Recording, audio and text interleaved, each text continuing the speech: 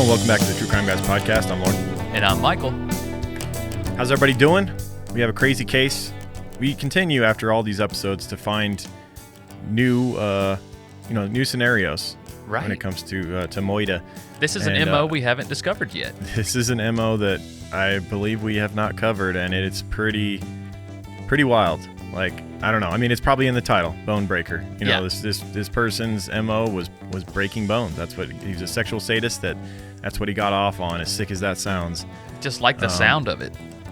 Yeah, but we have another example as well of the extraordinary will to live of some people, and how that can end up saving others' lives. Like, for sure, if this young man that got away and saved his own life, he also saved many others' lives, because there was no doubt in my mind that this killer was going to continue to do this. Absolutely. And he had a list. They actually found a list of what was like 16 boys that he had in mind for his next abduction and torture sessions. And this killer is so young himself. Yeah. Dude, he could have had a prolific serial killer career if it weren't for this young man's, like I said, extraordinary will to live. Seriously. And toughness. This is another first. I don't think we've had a sexual fixation as a motive with a killer so young before. You might be right there. I mean, you might be right there. Most of the young killers in his teens. Mm-hmm. Yeah, most of the young killers that we've covered have either been, spree killers or, I guess we did the Fall River cult murders, where that boy was pretty young when he started killing people. Pazuzu was also pretty young. So, but man, this kid was just a teenager.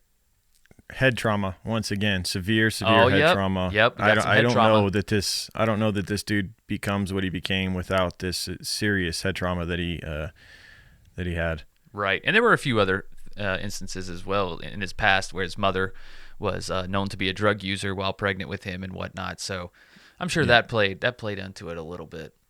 Yeah, maybe a bit of a perfect storm here, creating this monster. Absolutely. Speaking of perfect storms, man, I think we got a perfect storm of content on Patreon right now. That's about March 16th, baby. March 16th. If you've waited all this time to be a patron, maybe you're waiting to finish all of our regular episodes. Maybe you're waiting for who knows what. Maybe you're waiting for your tax return. Yeah. Maybe you just got your tax return. $5 a month will get you everything that we create. That's pretty astounding. $5 a month. All of the Sandu content is coming over to our True Crime Guys Patreon page. Including strange shorts, like all of the stuff that you can't get for free is going to be there. That's right. All of the Sandu stories, and of course you'll still have access to our once a month Patreon exclusive here on True Crime Guys, as well as Just the Banter every Friday. Every single Friday, Just the Banter. It's a great way to get involved with the show, where we open up the platform for you guys to talk about any type of topics or ask questions every single week. It's Just the Banter. So, guys, it's going to be a jam-packed tier. There's going to be, things coming out 3 to 5 days a week. I mean, depending on when the monthly premium episodes drop.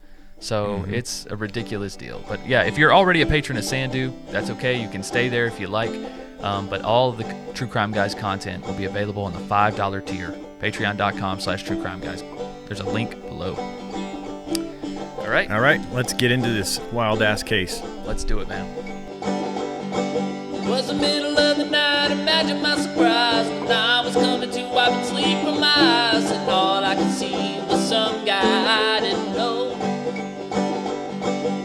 He said he lived just a few blocks down, and he was throwing me the biggest party in town, but when we got there was nobody around. Not a soul. The awful cracking sound. Break my heart, don't break my boat. Break my heart, don't break my home. You can break my heart, but don't break my boat. Break my heart.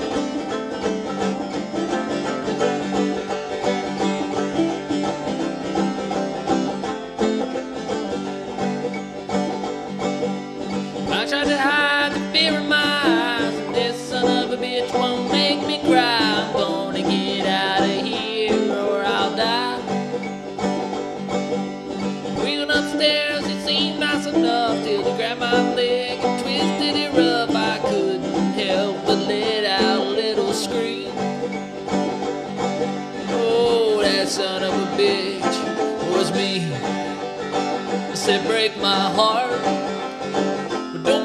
my bones. Break my heart, but don't break my bones.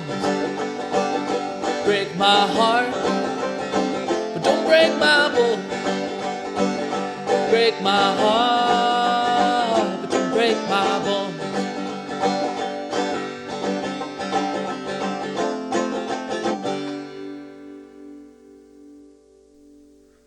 All right, for our case this week, we are going to Wisconsin. Baraboo, Wisconsin. Baraboo, Wisconsin. What a cool name for a town. That is a cool name. I hope we're saying it right. Probably not. I don't really know how you can mess it up. When I was testing out my microphone to make sure that it was, the mixer was plugged in, we do our vocal warm ups. Sometimes you do the Ow Now Brown Cow. Yeah. Today I was doing Barbaloot Fruit. Oh, I like that one. Because I've been reading the Sleep book for the kids, Dr. Seuss classic. But Baraboo sounds like something it would be in a Dr. Seuss book. Yeah, it really does. Like some type. You were mentioning how you were like I think it's kind of a funny observation that you made about Dr. Seuss. It kind of angers you that everybody talks about how good he was at rhyming, and you're like, when you make up your own fucking words, of course you can rhyme. Yeah, anything. if you make up your words, I mean, damn, I could rhyme anything with anything if I just made up words when I needed one. Yeah. Not to hate on Not to Dr. hate on Seuss them. The books, creativity. though. They are the ultimate kids books. No, the creativity, the inventiveness that it takes to write them and create them. No, I love the whole world. I love that he created all these words. I'm just saying, he's not a world-class poet, in my opinion, because he's making up words. That's all I'm saying. Well, I'm going to get hated on, probably. Can't hate on Dr. Seuss, right? Oh, no, wait, he got canceled anyways, so we're fine. Yeah, I think you're good. Yeah, we're good. He got canceled. I think you're good.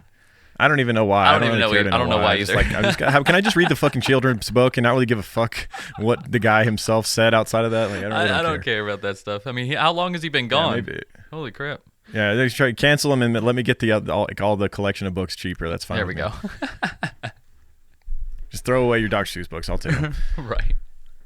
So Baraboo, Wisconsin today has a population of about 12,000, and it's a town, interestingly, that's obsessed with the circus. It's home of the historic Al Ringling Theater. Oh, well, that makes sense. And deep roots in the circus world. Yeah. Baraboo, Wisconsin, which, I mean, the name fits. It's kind of a crazy name for a town, and then you get, the circus, and you got young men breaking people's bones for pleasure. Like it's a interesting small town. There's a lot going on there. Apparently, or maybe not really a lot going on there. If people have to go to breaking bones for pleasure, I mean, they need to bring that circus back. Maybe these kids won't be so bored. Maybe. I don't know. Yeah, because this is like we say, a young culprit. Yeah, this case reminded me. It's if you've seen the movie Misery. Oh yes. There's a bit of that to this. If you haven't seen the movie Misery, it's from 1990. It's a psychological thriller starring James Caan and Kathy Bates. The plot centers around an obsessive fan who holds an author captive and forces him to write a story. And at one point, he's all messed up from a car accident. And at one point, like, he starts to get better, but then she wants to keep him captive so that he can write the story that she wants him to write rather than a story that he's going to write on his own. And she takes a sledgehammer to his ankles and to keep him where he's at. And just that part alone just reminded me a bit of this story. It's really messed up. It really is. Different motives. Kathy Bates' character in Misery, much different motives than our killer today, but still very and similar. If you're like me, I've broken many bones, and I don't know. I hate it. You don't get off on that nice clean snap?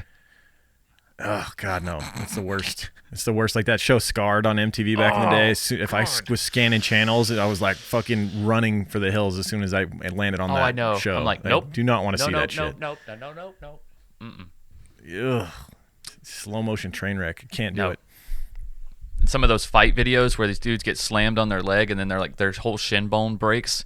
Ugh. Oh, yeah. Yeah, the UFC fights, too, where they throw a leg kick and the shin snaps. When it wraps. Arm wrestling. Arm wrestling's one of the worst ones. Oh, yeah. God. When they have a forearm break on the... Ugh. Oh, yeah, that's disgusting, bro. That's disgusting. Yeah, not good. I learned to tuck and roll way too late in life. I always would just throw my hand down and break my arm. Right. Just throw your arm out like a kickstand. Yeah, skateboarding incident. I had a broken ankle on a trampoline where my friends double jumped me to the sky, basically. They just kept double jumping me until I could see the entire neighborhood. Oh, shit. And came down and they tried to double jump me again. And every bit of the spring of the trampoline was used up, and it was just landing on concrete. Yep. Broke my ankle. Yep. fell out of a tree, broke my arm. Let's see. Tackle football, broke my wrist. Broke my foot doing Muay Thai. Nice. So it's like, it's just, I should have avoided this case. I don't know. It's just super cringe for me. I like this case. I mean, it's cringe for me too. Bone breaking. I don't get off on bone breaking. Don't get me wrong. But it's fascinating that this person did, though, isn't it? It's Yeah, like, how do you? It's a very unusual MO. Yeah. For serial killers. I mean, we've seen a lot of trends, in like this sexual sadist world, like when it comes to bondage, tying up, getting off on strangling your victims to the point of unconsciousness and then bringing them back. Like a lot of that stuff, even down to like biting, cutting, like a lot of, but like bone breaking was like, sometimes, victims would get their bones breaking in some of the cases we do, but more of like collateral damage, not like the actual intent of what the person's doing so much. We're talking like this killer got a release from bone breaking. Like he would break a bone and then instantly be cordial with this person. Like they're like, oh, yes, can I like get you you something got it out to of drink? the system for a little bit. Yeah. That's what's so fascinating about it. Very bizarre. It's like the Very instant bizarre. effect that the bone breaking gave them, that instant dopamine drip or whatever it did for this killer is just, it's so bizarre and rare. Yeah. All right. So let's get into it. So let's start with this case on July 4th, 1994, Independence Day. Oh, wow. 14-year-old Chris Steiner's parents, he lives in Barbaloo, Wisconsin. Mm-hmm. His parents went to his room at 6:15 a.m. on the 4th of July, 1994 to wake him up. On this holiday, he actually had a holiday shift to work at McDonald's. He'd been hired by McDonald's just 2 weeks prior to Independence Day this year. Yeah, that's the good old And days. You could work it was all at 14. about the money. Yeah, he was all about the money. I was the same way. I remember getting a job at Vaughn's when I was, I think, 15 or 16, and I worked as much as I could. I was working 39 hours a week and going to high school still. I was closing 6 nights a week. Yeah, but that's big money when you're in high school, bro. You're a baller. Yeah. Yeah, man, that $5 an hour adds up after a while when you get 39 of them. Right. You get that check for like $150, bro. Boom. I'm about to buy all the drinks that break, bro. But yeah, Chris Steiner, 14-year-old Chris Steiner was all about that. That's crazy that in 1994 in Wisconsin you could work at McDonald's at 14 years old, huh? That's what I'm saying. That wasn't even that long ago. Yeah, I want to say it was 16 was the earliest you could really get an official job at like a corporation like that. I remember I worked for like one of my dad's friends as a construction laborer for his small company when I was 15, but that was kind of like, I think he paid under the table and stuff like that because it wasn't even legal to hire me. That's what I was about to point. say. My first job I got at 15 as well, which we talked about like a long time ago at a fish camp, which we're not going to go into that. But yeah, like my mom had to take me to work, but it was the same thing. I never got a check like everybody else. I got cash. But there were other people who got paid cash too, but they were all around my age. And then once we turned 16, then we became official employees. Right. Yeah, so 94 in Wisconsin, 14-year-olds could get jobs at McDonald's, man. It's pretty wild. Yeah. So his parents go in to his room at 6:15 to wake him up for, I think he had like a 7 a.m. shift at McDonald's on the 4th of July. And he wasn't there. He was not in his room. And this was not like him. He wasn't the type to sneak out. He was not the type to run away. He was a happy and loud boy that loved the outdoors, fishing and baseball. So when he's not in his room, his parents were pretty concerned. There was also some odd indications, including shoe prints outside of his bedroom window and muddy tracks inside the home as well. That's pretty damning. You can look at that. You can look at that as maybe one of his friends came to bust him out. Maybe they had plans to go to some party or something like that. So his parents were concerned enough that they called the police, and getting together with the police and examining what was going on, they surmised that it was possible that he may have snuck out with friends and would return home soon. And they didn't full on go into panic mode and put on a massive search of town or anything like that. Right. They decided to take a wait and see approach for the rest of the day and see if he would return home. However, he did not. And days would go by before 5 days later, his body would be found caught on a tree along a bank in the Wisconsin River, seemingly dumped in a river or somehow ended up in the river and drowned. Right. An autopsy would be performed and the cause of death would be attributed to drowning, but the manner of death, whether it was an accident or otherwise, remained undetermined. It was a very odd way to find him. Everyone was perturbed. Like, how did he end up in this river? Right. This is a young, athletic and young drown? man who could probably swim, right? I mean, he has Yeah. rivers and lakes in his town. Like, it doesn't add up. It's like, why did he sneak out first? He's happy. He seems to be loving life and whatnot, and then he sneaks out.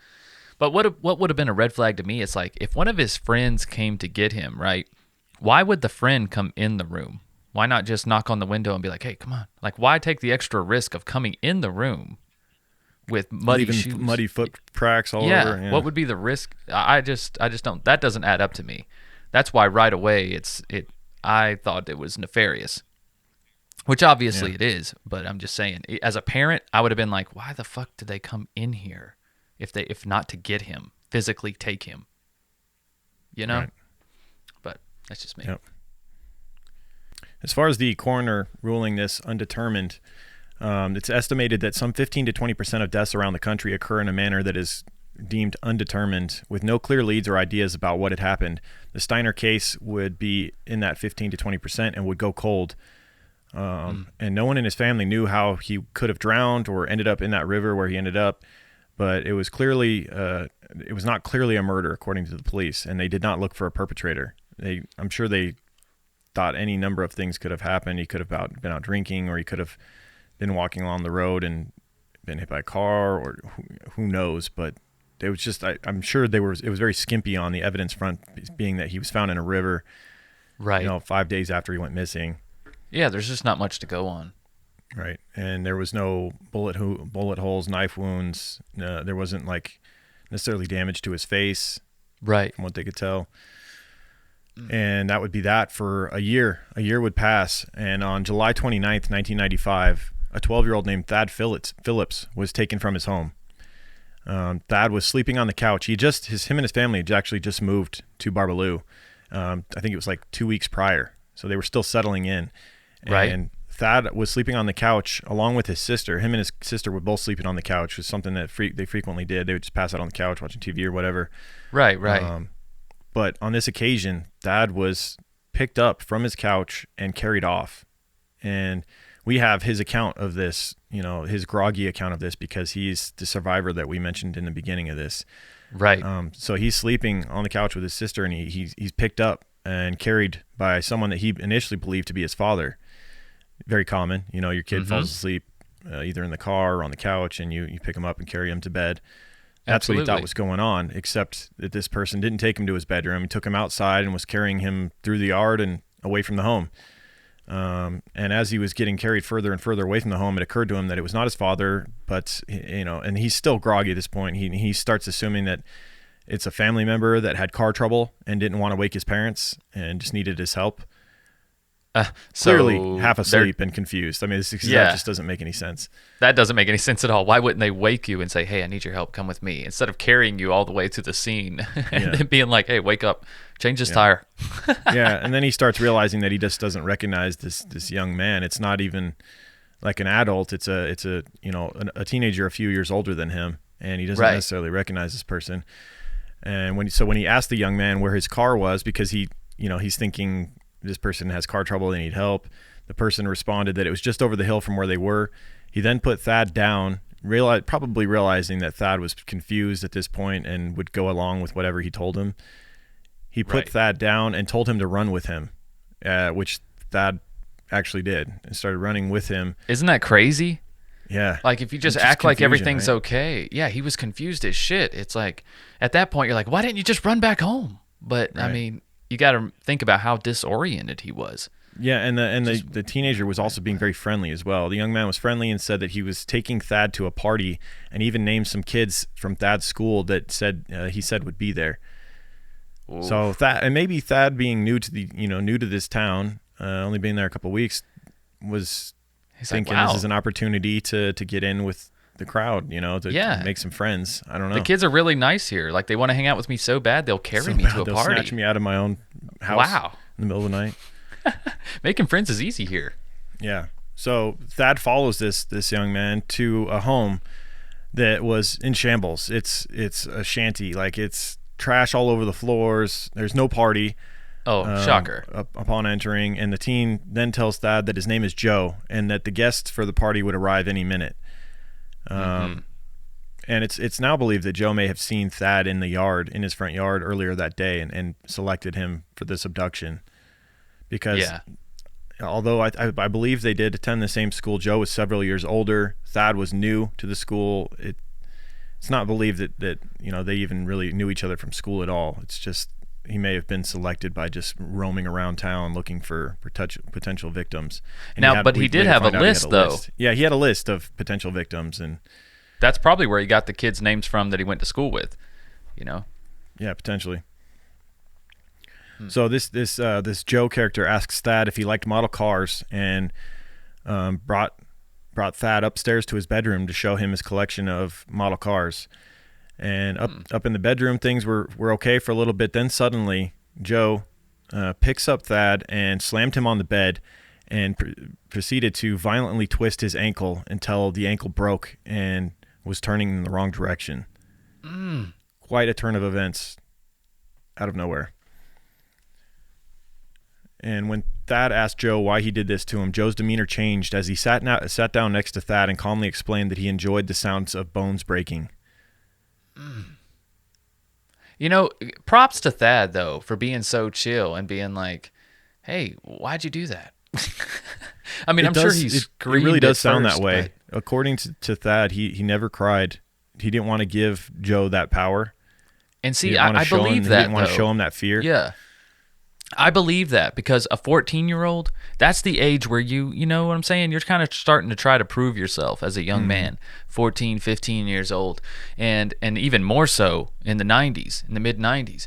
And then, you have this slightly older kid who you don't want to look like a bitch in front of this kid, right? Yeah. So you're going to try to be as tough as possible. And as far as you are going to have a party. You're going to get to hang out with these older teenagers in this new place. And so, I mean, even after your ankle gets broke, I guess, I don't know, he's probably partially in shock. I don't know. Because you get woken up, and then all this happens so fast that I can't imagine what was going on in his head at the time. Oh, I know, right? Can't even imagine, trying to comprehend what the hell is happening right now. All of a sudden, you're in this stranger's house, and he's got you upstairs, and he's breaking your ankle, and you don't know why. That's just trying to comprehend all of that would take a while. Absolutely. Meanwhile, the next morning, after Thad was abducted, his parents called the police when they noticed that their son was missing, and there was some disturbing things about him being missing, and mainly that his shoes were still in the home. And to think that he would have, took off in the middle of the night when he just moved to this town, doesn't have necessarily friends yet. Right. Like who's he running off with, and why are his shoes still in the house? He had one pair of shoes and they were in the house. So very unlikely to have been, him running off. They were leaning abduction on this. Right. Meanwhile, back at this home that Joe is staying in, still unclear whether this was his family home, what was going on with this, because it doesn't seem like his parents were. We'll talk more about Joe and his upbringing and his home life and all of that, but it's still kind of confusing as to what it seems as though his mom was home during this, but how could she have been? Apparently she liked to sleep a lot or whatever, but some of the stuff that was going on here, he's breaking this young man's bones. You have to imagine there's a lot of screaming going on. I was about to say, he would at least have to scream at the initial break. I know he's not crying about it and begging for his life, but he's still got initial break. And over the course of the next 40 hours that he has Thad in his possession, they're up in the bedroom, but they also end up going down the stairs multiple times. They're on the couch in the living room where he breaks his another bone down there, and it just doesn't seem like anybody's home. Do we know for sure that Joe took Thad to his house? He could have just took him to an abandoned home. It's not entirely clear. Yeah, it could have been some abandoned home that he had kind of made his, squatting in. He's just that would squatting kind of explain all the trash and everything, and just the condition of this home. Yep. That would make a lot more sense. That being said, later, there's something that would point, in the opposite direction of that, though. This actually being Joe's home when it comes to Thad's escape. Him calling the police. All he did was give a name. And they knew where to find him. And they knew where to find him. So that leads you to believe they went to his home. Very true. So yeah. Meanwhile, back at Joe's house, apparently, though in agony, A little later, Thad still mustered up the courage to try and escape. And in his first escape attempt, he made it down the stairs and halfway across the living room before being caught by Joe. So, damn, with a broken ankle, twisted around the other way. Not Yeah. bad. He about made it. upon discovering Thad trying to escape, Joe was enraged and threw him on the couch, where he managed to thrust Thad's right leg, the same one that had the broken ankle, up towards his head so far that his femur bone broke. And we all know the force that it takes to break a femur. Bro, that's your it's the biggest strongest bone. bone in the body. Yeah, it's the strongest bone in the body, and it typically only breaks from high-speed falls or collisions, car accidents, dirt bike accidents. Like it takes Yeah. a ton of force to break a femur bone. God, that's just painful to listen to, honestly. Imagine somebody Yeah. just forcing your leg towards your head until it pops. Yeah, imagine that, and then they sit down next to you and act like your friend again. Because once again, Yeah. after the sound of the bone breaking, Joe's demeanor changed. He apparently right? was satisfied briefly, yet again, sat down on the Oh, couch my next to God. Thad and proceeded to watch TV for basically the entirety, the rest of the day. Once again, leading me to like, where were his parents? Where were Joe's parents if Right? this is going on? He's watching TV with him all day. He clearly knows that his parents won't return. I can't believe Thad's just sitting there watching TV with a broken femur bone and a broken ankle on the same leg. Like, Yeah, but what more could you do? Like I think maybe you just want to keep him distracted or satisfied so that he doesn't continue to do it to you. God, I guess, but What are your other options? Like if you start like hitting him, cursing at him, whatever, screaming, he it's might gonna get just- worse, Yeah, he might just start breaking more bones. right? And now you're down to one good leg. You're just trying Yeah. to. I think he's just trying to buy time at this point. Yeah. Well, Hope who that am the I to police come criticize, to the right? house. Because he's our survivor, so we'll see how this plays out. Yeah. So they spent half the day watching TV together, and Thad even picked Joe's brain, asking him why he didn't just break his own bones. Allegedly, Joe said that he had tried but never could get the angle right. Yeah, Yeah, right. that's what it was. Sure, bro. Yeah, sure.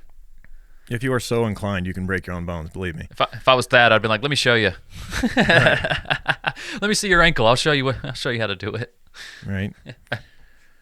And while it may appear that Joe was merely being practical by disabling his prisoner, he actually proved to have a sick obsession. Later that day, he carried Thad back up to his room, where he proceeded to break Thad's left ankle in the same fashion as his right, spinning it around until it was facing the wrong direction. And Thad later recounts that Joe also allegedly masturbated multiple times in front of him on these occasions. So clearly, And you- gets off sexually on the broken bone Yeah. fetish, I guess you could call it.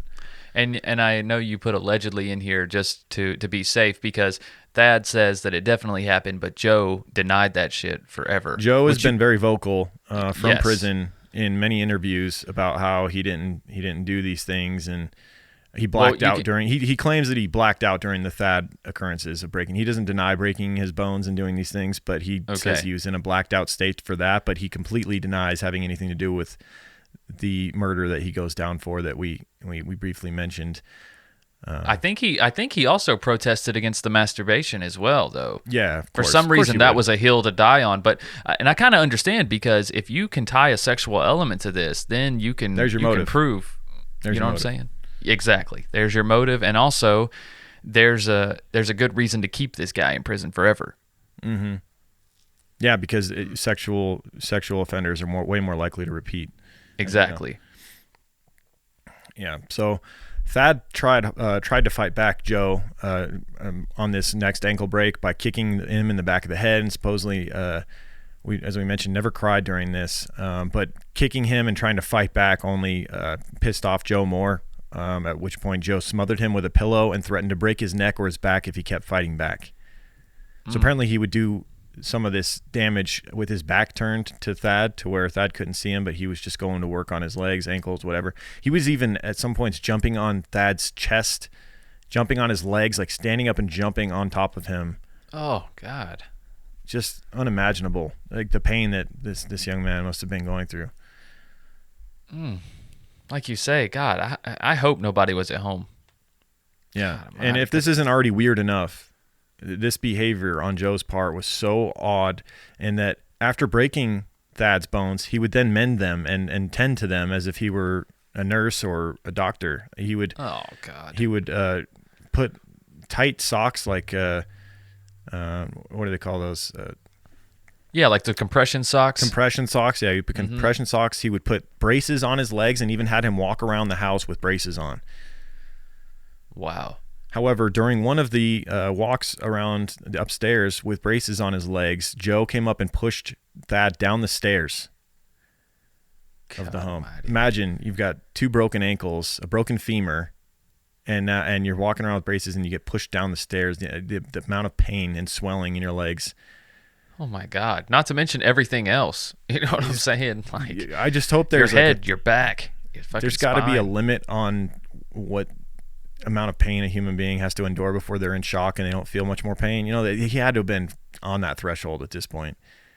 Oh yeah, he's damn near think. close to it. He's probably in shock throughout this whole thing. It's still. amazing he's able to stay conscious through a lot of this. You know, I know there is times where he blacks out, like the times where he attempted to escape and threw himself down the stairs. He would like be blacking out, Yeah. coming in and out of consciousness. Right. So at one point, Thad asked Joe if he could call his parents to let them know he was okay. Joe agreed and handed him an unplugged telephone and smirked as Thad tried to make the call. So just taunting him at this point. Of course. Thad would remain in Joe's bedroom for 2 days. I believe the total before he would finally be saved was 43 hours of captivity.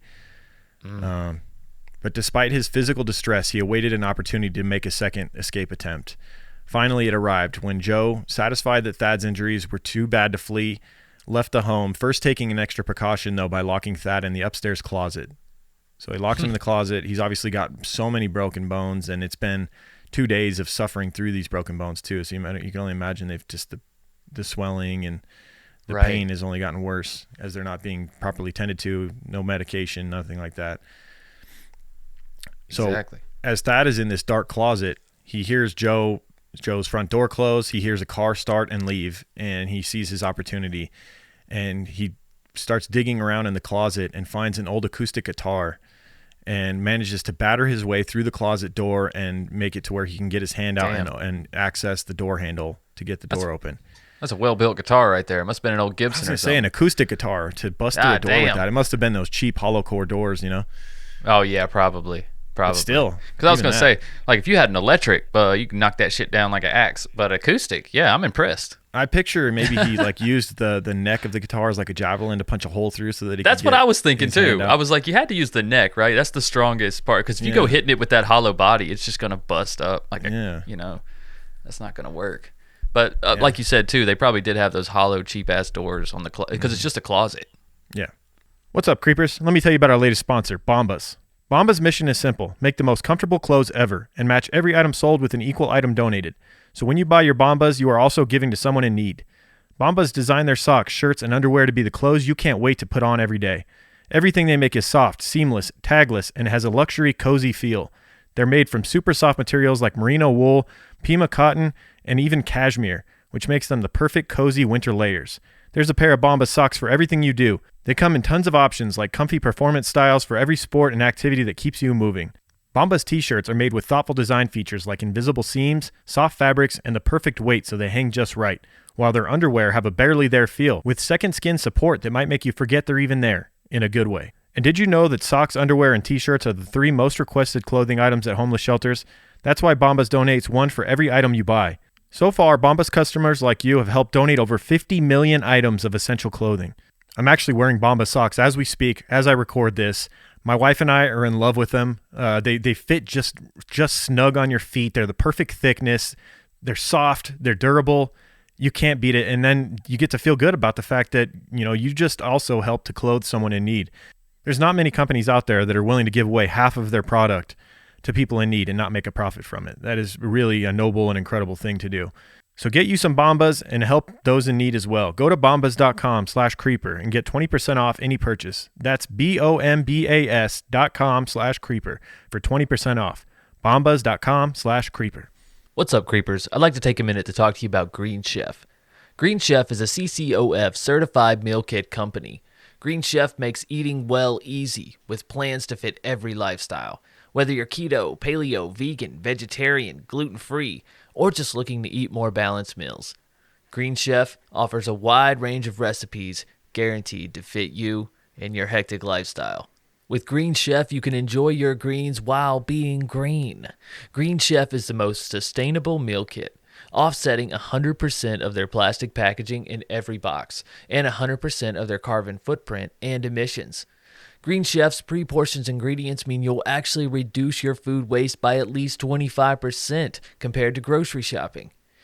With Green Chef, you get hand-picked organic veggies and premium proteins so you can feel great about what you're eating and how it got to your table. I'll tell you what, I felt pretty great eating my Italian surf and turf the other night. Surf and turf, but with an Italian-style upgrade. The turf enters the plate by way of bavette steak, which is pan-seared, whether rare, well done, or somewhere around medium. It's up to you, of course. Then served over a bed of creamy kale with sun-dried tomatoes and mushrooms for a colorful side. Let me tell you, it tastes even better than it sounds, and y'all really need to try it for yourselves. Go to greenchef.com/creeper130 and use code creeper130 to get $130 off plus free shipping. That's greenchef.com/creeper130 and use code creeper130 to get $130 off your order plus free shipping.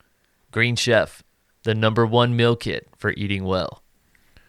Yeah, so Thad then he escapes the closet and throws himself down the stairs, and this is, at the bottom of the stairs, he blacks out from the pain, and continually kind of like blacks out, and makes his way to a phone on the wall, and is able to knock the phone off the wall. He can't stand up, obviously, right, and even climb up or anything like that. And luckily, this phone that he was able to knock off, or maybe he pulled the cord to get the actual receiver down, but it was one of those old school phones with the buttons on the actual receiver part itself. Right. He said that if it weren't for that, if it was one of the like ones with the buttons on the wall piece, he'd have been fucked. Toast. That he would have never been able to call 911 from there. Right. But as it was, it had the numbers on the receiver. He was able to call from the floor, call the police, and basically named to the police that he'd been abducted and been held captive, and that this perpetrator's name was Joe Clark. Damn. So he'd become friendly enough with Joe Clark, or at least put his guard down enough and had conversations with him enough to get some vital information out of his captor, and his name being Joe Clark, and also learned that this was not his first time doing this, and actually Thad remembered the name of one of his prior victims, and that connects this whole story together. Oh, damn. Police, upon receiving this call, go ahead. I was going to say, it's amazing. Well, not really, because Joe was going to kill him, but it's crazy that Joe used his real name and told him, isn't it? It's like, why not use an alias? It just tells you that he planned on killing him. That's what I'm saying. That's what I'm saying. Yeah, he definitely planned on killing him. He was so confident that Thad was never going to get out of there, that he just didn't even care. I wonder how much longer he would have kept Thad alive. Jeez. I know. That is a good question. I wonder. I don't think he would have kept him alive much longer, to be honest with you. Or maybe when you think about his prior victim and the state that he was in. Yeah, very similar to Thad. The legs mangled. That's true. But not much damage to the rest of the body. It seemed like mangling legs seemed to be his forte. Yeah, I guess so. It seemed like he was as into breaking, other bones in the body, the arms. It didn't seem like he did much to them for whatever reason. Yeah, that's odd.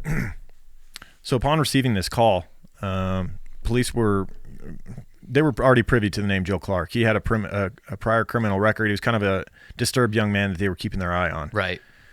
So let's go through Joe Clark. He was born on May 2nd, 1978, and shares a birthday with Chris Brown and Adele. I think we've had this birthday before. It's possible. I mean, fuck, how many cases have we covered? I know. I'm pretty sure we've talked about Chris Brown and Adele before. Okay, well then, good luck finding that episode. Yeah. But I don't have much to say about them anyway. Adele, obviously, iconic voice. Iconic. Chris Brown can suck it. I don't really care about him. Oh, come on. You got to separate the art. That's one of those situations you got to separate the artist from the art. You know what I mean? Yeah, well, the art isn't all that. It doesn't do much for me anyway. Oh, so. Well, there you go. So really just care. separate from them altogether then. Yeah. So Joe Clark was born in May of 1978, as I mentioned, and he was adopted as a baby by Ron and Bertha Clark. And he grew up in a lower middle class household. We don't have a ton on his upbringing. He supposedly spent so much time in bars as a child that he was able to, according to his own story, able to hustle adults at billiards when he was only 10 years old. He was just like a barfly as a child, Right. so much so that he became so good at pool that he could hustle adults. Not sure I believe that story. I believe Joe Clark to be quite a liar and storyteller. Yeah. And I've listened to his jailhouse interviews, and he just seems to have an excuse for everything. And I don't know, man. It's hard to believe he was like the Doogie Howser of billiards. Yeah. You know, like when he was 10 years old, he's just this prolific billiards player. Or like the beating Doogie adults. Howser of Maybe, bullshit. bro, they were just like amusing you or like entertaining you and like acting like we do as adults. We let children win things. Right. And sometimes it goes to their head. I picture that being more the case. Right. Some guy was like, "Oh, you beat me. Here's $1." Right. Right. Yeah, I got you. But it does say something about, you know, the fact that he spent so much time in a bar when he was younger. His parents were apparently functioning alcoholics, but he recalls nothing traumatic as far as, you know, no abuse on the part of his parents growing up. However, when he was 15, he claims to have suffered a severe head injury, and it's evidenced by a massive scar on the side of his head. I actually looked up him in the criminal records in Wisconsin, and you can see even pictures today, a prominent scar going off across his head. I had the picture in the crime line, but for whatever reason, it's not populating in here. But if you Google Joe Clark, Barbaloo picture, you can see on the side of his head, he has like a giant, kind of like Oh yeah. winding scar that goes across his head. Right. Yeah, I'm looking And that this up now. occurred. This occurred from when he was 15, as I mentioned, a dirt bike crash. So on this day, it had been raining. His friends wanted to go ride. The rain let up, and he got on the handlebars of a dirt bike with his friend driving, and that's all he remembers was like leaving the driveway and basically coming to 4 days later in the hospital. It was such a severe head injury. He had a cerebral hematoma. And as I mentioned, still has a prominent scar today, but doesn't remember those entire 4 days following the crash. Oof. So yeah, that's pretty horrific head injury right there. Mm-hmm. You lost 4 days.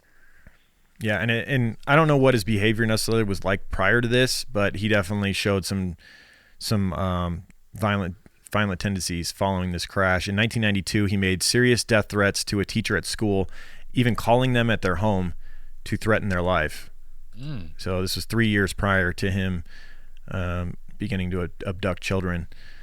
And he was known at school by most as a bully as well. So Right.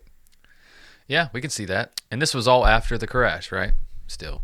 yeah, because he was what, 15? 15 at the time of the crash. It's almost like right after that crash, his behavior becomes extreme. Right, because he gets arrested at 17. Yeah. So yeah, man. Meanwhile, back to 1995, Joe Clark was out partying with his girlfriend when the police arrived at his home, where they would find the missing 13-year-old Thad in a horrific state.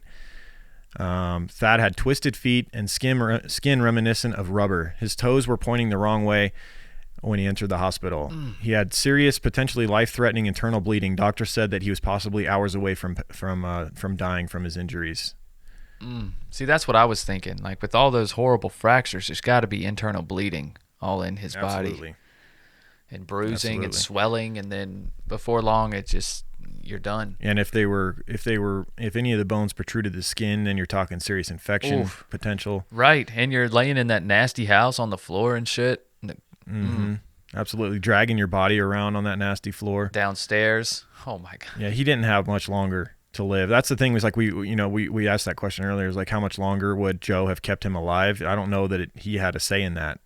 Exactly. Yeah. Exactly, And he may you have, know, like and he was may gonna have pass away. He may have known he was going to pass away. You know, maybe Joe knew he was on his last leg, and he was like, "Well, I'll just leave, and I'll come back, and I'll dispose of the body." Who knows? Thad, meanwhile, from the hospital, told police that Joe had admitted to killing other boys. One of them, he was able to recall the name of Chris Steiner. Quote, "I've done this to 2 other boys," he said, "including Chris Steiner." This name rings a bell with police. That was the boy that we talked about in the beginning. That's right. That had disappeared from his home and was found in a river 5 days later.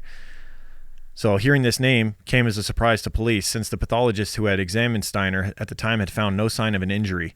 Well, there was no X-ray, though.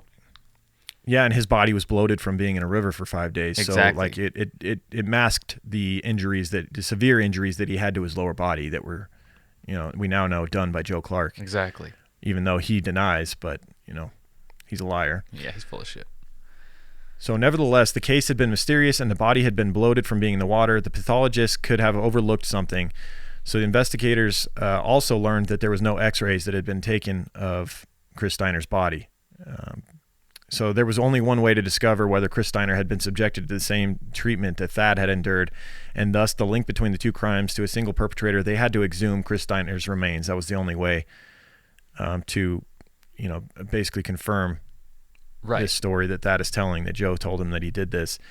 So once this was done, the forensic pathologist went over the small body once again, and this time, armed with more information, he had identified 4 separate breaks in Chris Steiner's legs, and they were matching a similar pattern. And this is one of the pieces of evidence that Joe Clark has later used to try and prove his innocence, saying that Chris Steiner's x-rays revealed spiral fractures, which he couldn't do or whatever. And it's pretty idiotic to say so when you consider that his means of breaking Thad's ankles were twisting, or twisting he spun his foot the wrong direction. That to me would create a spiral fracture. I was about to say, that's exactly how spiral fractures are created. So exactly.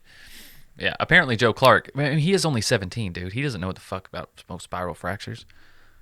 Yeah, but he's also had plenty of time in prison.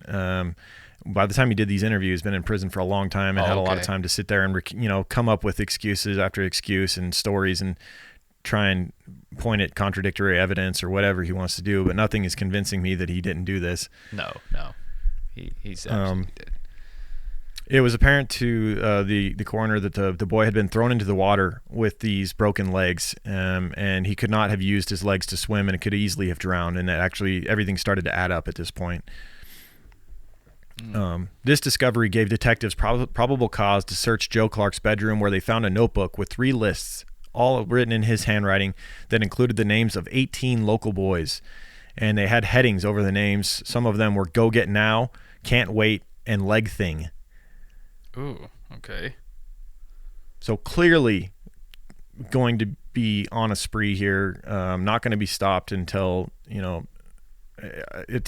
for him, it's unfortunate that it was the second boy that he picked up that was incredibly tough and courageous and just had an unbelievable will to live. Well, is it the second or the third? Third? Threw himself down these stairs on multiple occasions just to have a chance to escape. Right. But he said he did this to 2 other boys, so is this his 3rd victim? Yeah, we don't know, and I think no other boy has been connected to Joe Clark as far as that's concerned. Okay. Yeah, and he may have just been exaggerating because you would think that if he remembered the first and last name of one, he would have at least been able to remember the first or something of the other one. I know, isn't it odd? Given a name. And the same way with Joe, it's like, why would Joe withhold one name and not the other? Especially if you're going to kill this kid, and you already have him, incapacitated. He's not going anywhere. Mm-hmm. So you thought. Yeah.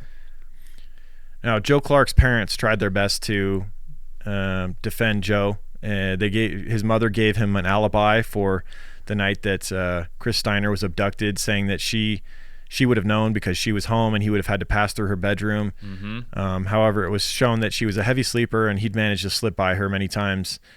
And also that alibi would later be ruined by Joe Clark himself in a later interview, when he said that his mother, on the evening that Chris Steiner was abducted, was actually at her sister's house watching her nieces and nephews. Oh, okay. So not very wise on his part to ruin his own alibi. Right. Mm-hmm. Yeah.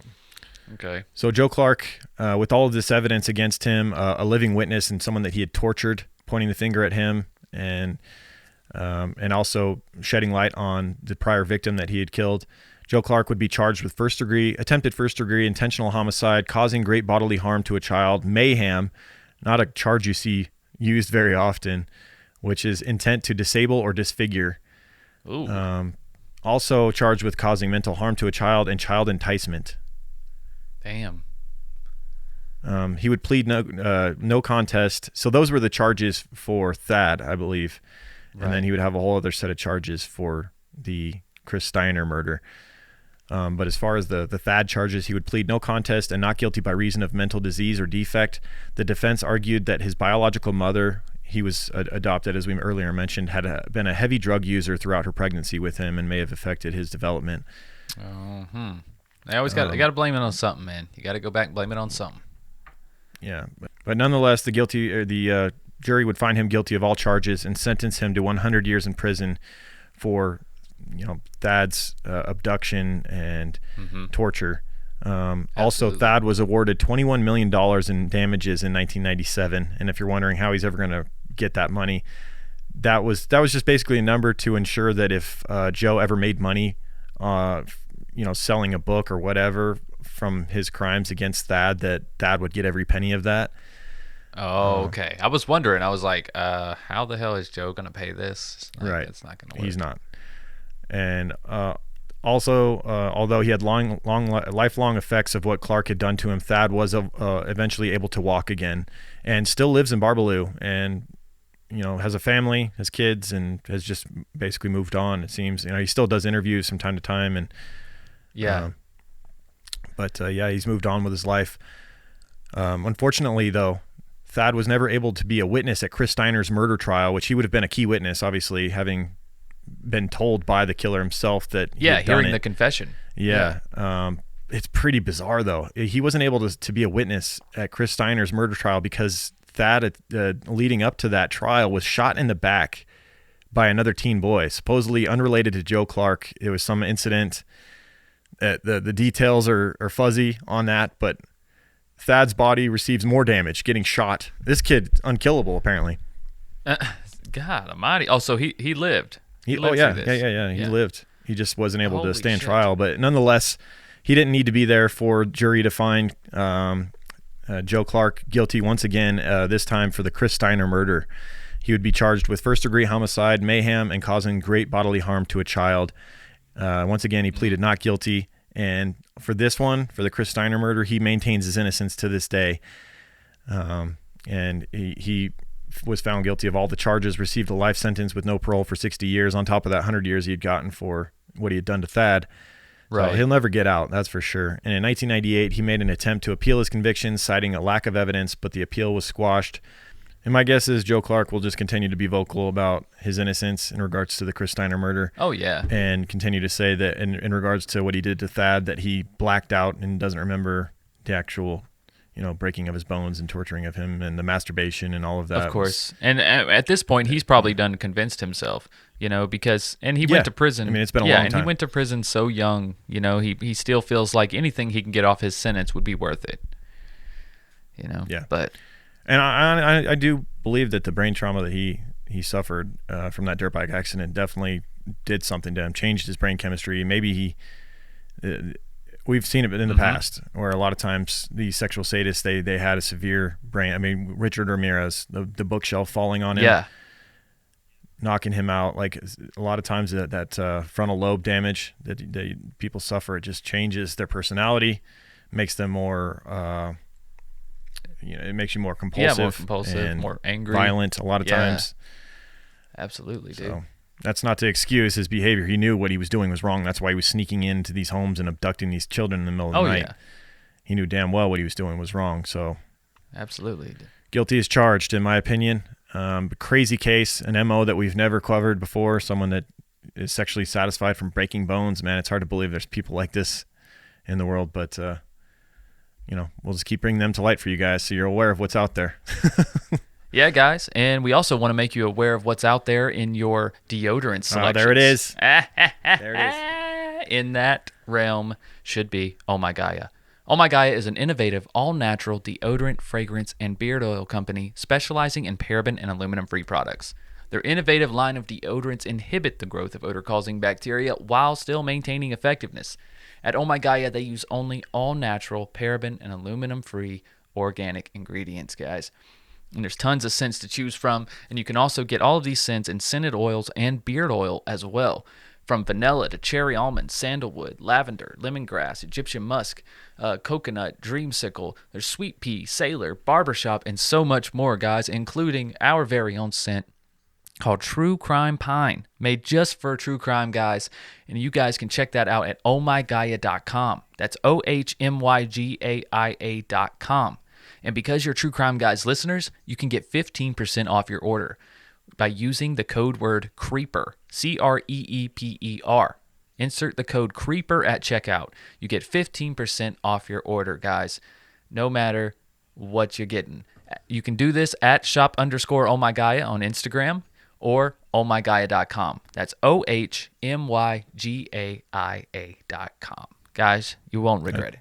You will not. You won't. I mean, we're already surrounded by so many chemicals and toxins and yes, all this shit in our surroundings. Let's not be putting it directly in our armpits as well. Let's try and go all natural as much as we can possibly do, and Oh My Gaia provides that for you. Absolutely. You can't find a higher quality product for a better price than Oh My Gaia, and support the show as well. Which leads me to our other sponsor, another fantastic set of products brought to you by Tonic CBD. It's true, not all CBD products are created equal. From how it's grown and processed to how it's formulated and delivered into your body, every step of that process that goes into making the products affects your ultimate experience with it. That's why Tonic's products really stand out. They create their own original formulas using CBD, adaptogens, herbs, and superfoods, and they've been working to deliver the most effective, intentional, and sustainable products possible. Their farm-to-bottle CBD botanical blends are uniquely formulated to provide targeted support where you need it most. In each and every high-quality ingredient is thoughtfully selected for its ability to support and enhance the benefits of CBD, resulting in a more effective, well-rounded, and consistent wellness solution for your mind and body.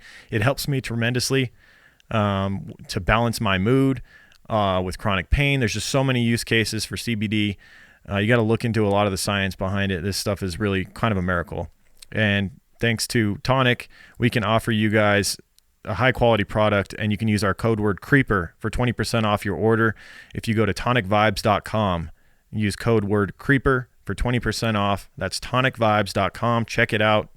And it's another all natural product that you can, help your body get through this world that we're in. Absolutely. Absolutely. And links to both of those amazing companies are right below the description of this episode, guys, as well as the code word written out. So go check it out, guys. I do believe that we didn't give shout outs to those that wrote reviews last week, did we? We kind of I don't think we did. I remember correctly. We spaced out on that. So let's hit a few of those real quick. Right. I want to thank Mary Bell the chemist in the United States. Says you guys are awesome. My daily hourly entertainment. Mike kills me with his humor. True freeloader until I run out of episodes. I'm from Providence, Rhode Island. Wish you guys more success. Maribel the chemist. Thank you so much. Thank you, Maribel. Then we got Twinston 1978 from Great Britain. Says, all right, boys, hope you're good. Been listening to you guys for a year now. Just looked at one of your videos. So strange to put a face to your voices. Not in a bad way. So thank you, Paul, who's been a postman for 27 years from Edinburgh, Scotland. Oh, wow. Right on. Thank you, If you're Paul. doing accents, he says, if you're doing accents, think of Shrek. Keep up the good work. Oh, yeah, because he's Scottish. Okay. Oh, that's Not right. now, donkey. Like that. Not now, Paul. Not now.